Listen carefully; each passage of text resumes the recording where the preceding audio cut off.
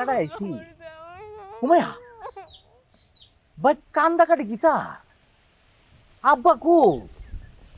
আমার বাইরেরা কোতে হালা স্যারেরা তো দেখতাছি না হ্যান্ডস আপ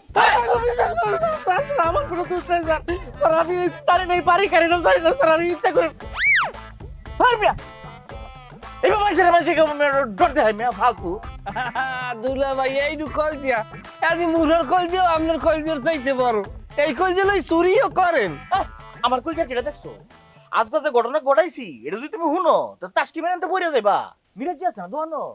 পুলিশ আইতাছি আমি তাড়াহুড়া করে দোয়ান দা সাজিয়েছি মিরাজ জি সাজাইছি কাস্টমার মিরাজ জি বইয়ে খুব পাট করে এরকম ঠ্যাঙ্গের উপর ঠ্যাং তুলে কইতেছে এই এক কাপ চা দাও তো আমি সুন্দর করে চা বানাই দিছি পুলিশ আমার চিনছে না মনে হচ্ছে দোয়ানদার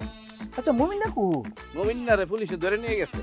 ওই তো তোমরা কি করছো মুমিন রে পুলিশে কি ভালো হয়ে গেল আমরা তখন গাছের উপরে ছিলাম, আমাকে তল দিয়া লয়ে গেছে পুলিশ ধইরা। তোমরা কি তা বেক কল গাছ বই একটা থাপড়া মেরে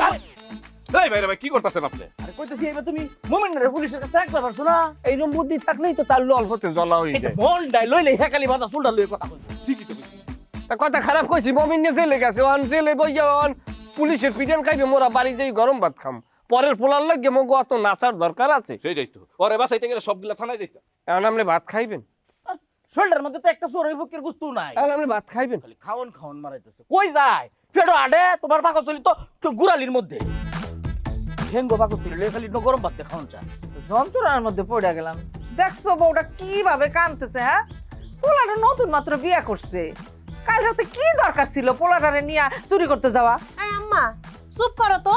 নতুন বিয়া করছে তো কি হইছে বিয়া করছে দেখে চুরি করবো না আমার বিয়ার সময় কার কথা মনে নাই